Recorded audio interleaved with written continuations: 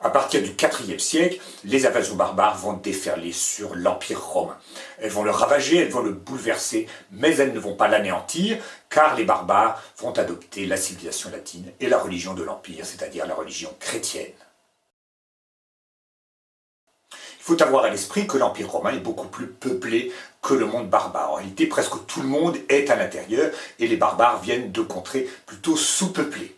Par conséquent, ils ne vont pas remplacer les populations de l'Empire, ils vont y prendre le pouvoir et adopter la civilisation et la religion des gens qu'ils vont gouverner. Et d'ailleurs, la frontière qui sépare l'Empire du monde barbare n'est pas une frontière imperméable. Quand on construit un mur, il ne faut jamais oublier d'y faire une porte. On a besoin de commercer avec l'extérieur. Le mur, qui n'est d'ailleurs pas un mur continu, bien sûr, sert à filtrer les entrées, mais non pas à les interdire. Et de fait, de nombreux barbares franchissaient cette frontière par petits groupes de jeunes hommes qui venaient se mettre au service de la prestigieuse armée romaine.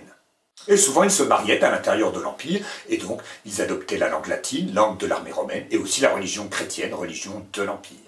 Néanmoins, à partir du règne de Constantin, des barbares un peu plus nombreux tentaient de franchir la frontière.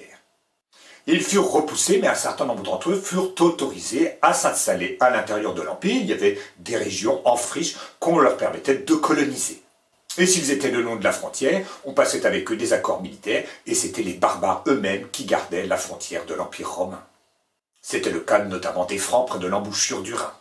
Mais la situation va devenir plus tendue à partir de 374, car les Huns, venus des lointaines steppes d'Asie centrale, ont entamé une migration vers l'ouest. Et ils repoussent devant eux des tribus germaniques venues tout à fait du nord de l'Europe, mais quelquefois installées complètement ailleurs, et qui vont elles aussi se diriger vers l'ouest et chercher à rentrer dans l'Empire romain pour y trouver souvent refuge. Et cette fois, ce sont des tribus entières avec armes et bagages, femmes et enfants, qui cherchent à passer la frontière. Cette frontière a d'ailleurs été ramenée sur le cours du Rhin et du Danube. Tous les peuples qui prirent part aux grandes invasions eurent des destins bien différents. Les premiers à tenter de franchir la frontière, ce furent les Wisigoths, qui étaient établis au bord de la mer Noire, qui furent donc les premiers à subir la menace des Huns. Et c'est le Danube qu'ils cherchèrent à franchir en 378. Et ils le franchirent en effet, mais ils furent battus par l'empereur Valens à la bataille d'Andrinople. Mais Valens se rendait bien compte que cette victoire ne serait que transitoire, aussi passa-t-il un accord avec les Wisigoths. En effet, l'Empire était menacé du côté de l'Orient par l'Empire perse sassanide. Et Valens demanda donc aux Wisigoths, qui étaient de farouches guerriers, de l'aider à combattre ces Perses sassanides, ce qui fut fait. Et en échange, les Wisigoths purent demeurer à l'intérieur de l'Empire romain.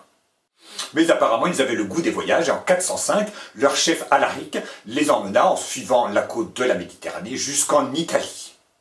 Là, ils pillèrent Rome en 410, mais Rome n'était plus la capitale de l'Empire, il faut le signaler. Et ils continuèrent leur chemin jusqu'en Aquitaine, où ils fondèrent un royaume, le premier royaume barbare au sein de l'Empire romain. C'est un royaume barbare, mais en fait il est inféodé, officiellement, plus ou moins en pratique, à l'empereur. Et puis il y eut les Ostrogoths, qui sont des cousins éloignés des Wisigoths. Vous voyez que ces Ostrogoths et ces Wisigoths ne sont pas du tout de l'autre côté du Rhin, comme on le raconte dans les bandes dessinées. Cela n'a rien à voir. Et les Ostrogoths allèrent en Italie, eux aussi, mais beaucoup plus tard, en 488. Et cela à la demande de l'empereur Zénon, qui régnait sur un empire réunifié depuis 476, et qui avait besoin de ces Ostrogoths et de leur roi Théodoric pour ramener à l'obéissance Odoacre. Cette arrivée des Ostrogoths en Italie sur les côtes de l'Adriatique est donc faite à la demande de l'empereur lui-même. Et en 406, on dit que c'est dans la nuit du 31 décembre au 1er janvier 406, ce fut au tour du Rhin d'être franchi par les barbares. Des Alains, qui en fait venaient eux aussi des bords de la mer Noire, des Suèves, qui sont en réalité des Celtes, et enfin, les plus célèbres, les Vandales. Et tous ces peuples profitèrent du fait que le Rhin était gelé pour le franchir. Et ils déferlèrent sur les Gaules. Et puis les Vandales allèrent s'installer en Espagne. Ils y étaient fort bien, mais ils en furent chassés par la suite par les Wisigoths, si bien qu'ils passèrent de l'autre côté de la Méditerranée, où ils fondèrent un royaume du côté de Carthage. Et saint Augustin raconte tous ces événements, car il a assisté au siège d'Hippone, il est même mort pendant ce siège, il était lui-même évêque d'Hippone. Tout cela était en 430. Mais saint Augustin ne parle pas du tout de la destruction de l'Empire. Et même le fils du roi de ces Vandales épousa la fille de l'empereur Valentinien III.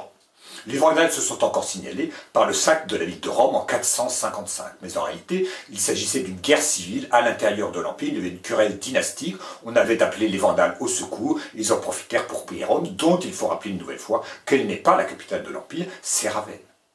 Quant aux Alamans, eh bien, ils restèrent généralement proches de la frontière, du côté de l'Alsace et de la Suisse actuelle. Et ces Alamans repoussaient à de nouveau venus les Burgondes, et ceux-ci descendirent plus au sud, et ils fondèrent un royaume entre les Alpes et le Massif central. Et il faut encore citer, à la fin du 5e siècle, les Angles et les Saxons. Alors ceux-là ne traversèrent pas toute l'Europe, ils franchirent la mer et allèrent s'installer en Bretagne.